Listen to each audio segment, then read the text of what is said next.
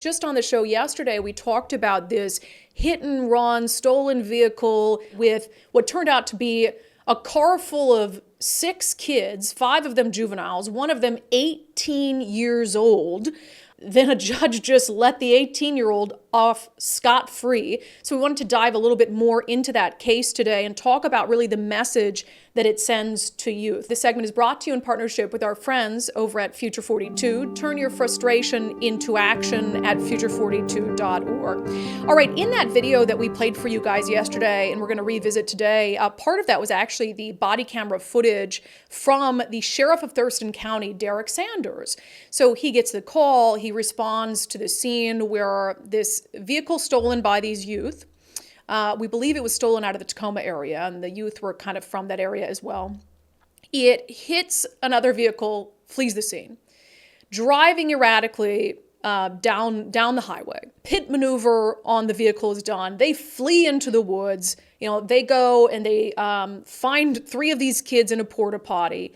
And then the 18-year-old who's driving the vehicle, a judge says, we'll cut you loose without any bail. Just wild stuff. So we wanted to have Thurston County Sheriff Derek Sanders on the show today to talk about what happened in this case and also the deep frustration that more isn't being done to hold these young people accountable. Sheriff Sanders, welcome to Undivided.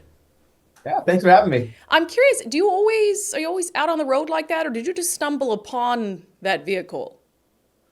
So I didn't stumble upon it. That was actually my sergeant who was in the right place at the right time, but I'm usually lurking around, listening to the radio, waiting for the good stuff, and I don't have any issues interjecting. Yeah, lurking around. That's funny. So how often are you guys dealing with, because I guess when we think of things like this and how it all played out, and we'll get to the no bail situation, I think of those things like King County, maybe Pierce County, but how often are you guys dealing with stuff like that? Pretty routinely. We don't deal with a whole lot of violent crime in Thurston County. A lot of our stuff is domestic violence. That's most of our violent crime, mental health, drug abuse, and property crime. So we do deal with a lot of stolen cars. But yeah, not usually the car packed full of 6 people stolen type cars. I mean, the TikTok challenge stuff has changed the game quite a bit for us with the Kias and the Hyundais. Yeah, where people, and if you could just explain that to folks. So basically there's some TikToks out there that show you how to steal those vehicles in particular. Yeah, they're susceptible to auto theft based on an issue with, I think it's within their ECU, their computer, because people are basically tearing these cars apart and starting them with a USB cord hooked up to a phone. So yeah, and TikTok, very influential to our youth. It started this challenge for our youth of, how fast can you steal a Kia? And, that was our second Kia theft recovery with juveniles in 1 week. Yeah, and the car was stolen out of where? The car was stolen out of Tacoma. And the juveniles were from all over the place. I think we had some in Pierce and King County. Yeah. So we've seen the video, obviously, but just take us through the highlights of what these youth did and kind of up to the porta potty moment. Yeah, there's packed full of one adult driver and some kids, and then they get into a hit and run. The victim chases them down this rural road, and it just so happens that one of our sergeants who just signed into service was parked just down the road, sees the Kia on the oncoming lane, gets into a pursuit with it. The vehicle flees. The victim pulls over. The other vehicle takes off predictably. And then as they were starting to get into a more densely populated area, the city of Tumwater, our sergeant took a pit after the vehicle crashed, and one of the occupants fled. The other 2 go into the woods. There's actually 6 total, and all but 2 of them were kind of trying to leave the vehicle. So you can imagine one of our sergeant is dealing with 6 people in one car, and we don't know they're juveniles. We don't know how old they are. We just know there's 6 of them. And so that was when I was listening to the radio, and I started that direction as well. And we started the canine that direction. And thankfully, we got help from the city of Tumwater because there were almost as many juvenile suspects in total in this car as we have deputies working in the entire county at one time. 6 suspects, 8 total deputies spread across 750 square acres. So at that point, we got a perimeter set up. I hopped in with the dog. And then as we were going, the dog was kind of taking us past that area because the dogs are tracking the scent, but it's windy and the scent's getting blown all over. And I saw the porta potty with the red locked occupied. I'm thinking to myself, can you lock a porta potty from the outside? That'd be kind of weird. And I'm like, hey, you guys need to come back here. We got something here. And then when the dog started barking, they opened the door. But we were pretty surprised to find 3 suspects all in one porta potty. Usually that's got enough room for one person. Yeah, we had When I'm some in the porta potty, commenters. it's packed with just me inside of it. So. Yeah, we had some commenters saying you should have kicked that thing over, but I would have felt really bad if it wasn't the suspects and it was just some guy. Yeah, exactly. You imagine this poor guy is just, getting his car fueled up and really had to go. And Yeah, not cool. So we've obviously had some issues because of state law and changes with even being able to pursue. So what was it that allowed your sergeant to pursue the vehicle in the first place? yeah, when I got elected, I immediately changed our pursuit policy to allow the pursuits of DUIs in accordance with state law. And so it was the erratic driving pattern, the driving into the oncoming lane, blowing stop signs that led our sergeant to believe the driver was intoxicated. And so they used that reasonable suspicion to initiate that pursuit. Gotcha. So you'd mentioned earlier juveniles and 1 adult, but we're talking about an 18-year-old, right? So a pretty young adult. So you guys make this arrest. I mean, all these resources that went into this, the hit and run, the flight from justice. What did you expect would happen in court with that 18-year-old? I expected a low monetary bail, frankly. I recognize he's 18, so probably no adult criminal history, if any. And I expected a low monetary bail. I mean, these people do not live here. And, the courts have very specific rules when they're going through these things, right? There's a risk of committing another violent offense, obstruction of justice, are they a flight risk? And then under that, they have all these subcategories, like how many failure to appears do they have in the past, all these different things. And so while I recognize that maybe they don't have any adult criminal history, there's a couple things. First, obviously, the person's not on a good start. If they're just 18 and now they got, 5 juveniles in a stolen car fleeing police, and they're already not off to a good start.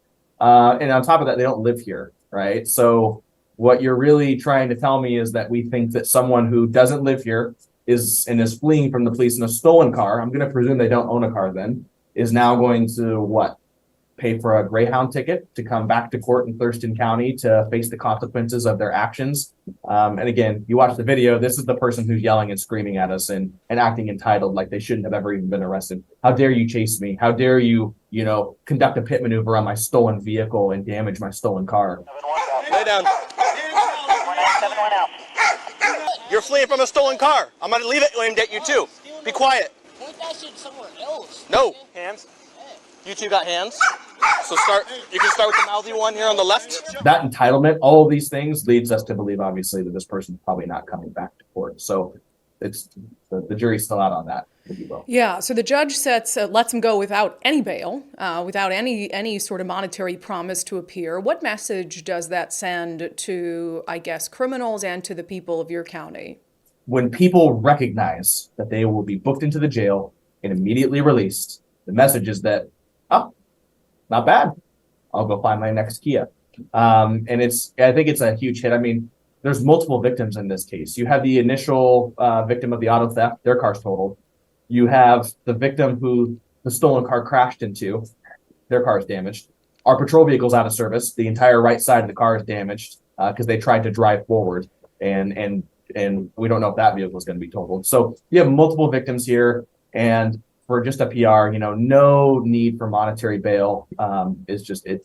I expected just a little bit, something to convince this person to put money up to come back to court, come back to Thurston County and face the consequences of your actions. Yeah, I guess when you look at this in its totality, we talked so much about the misguided pursuit law that was passed in 2021. They fixed it, but just a little bit. But, you had enough because of decisions you made to be able to at least pursue this vehicle and arrest people, which isn't always the case. It's not always able to happen. But you do that, you put in all the work, and then this is the outcome of it. I guess just from the position of an elected sheriff, what do you think it's going to take to change the course of things when it comes to public safety and just some of this really common sense stuff?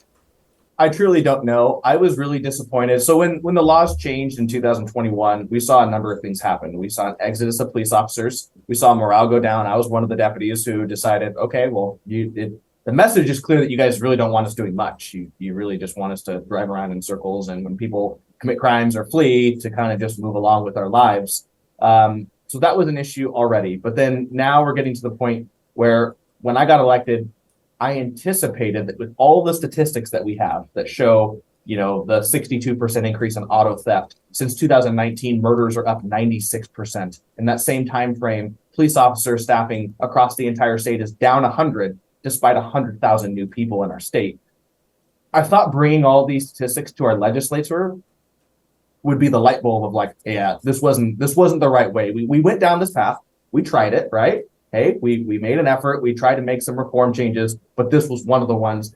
To watch the legislator dig their heel in and make an excuse as to why all of these things are occurring, right? Like no one else is seeing those explosions and homicides and auto thefts and all these different things. So that's been, I guess, the most challenging part is I really thought the common sense side would take over. Like you can definitely see how these are both correlated together. They're tied in together. You can't blame the national model on the small increase in crime we're seeing nationwide on the explosion in Washington state.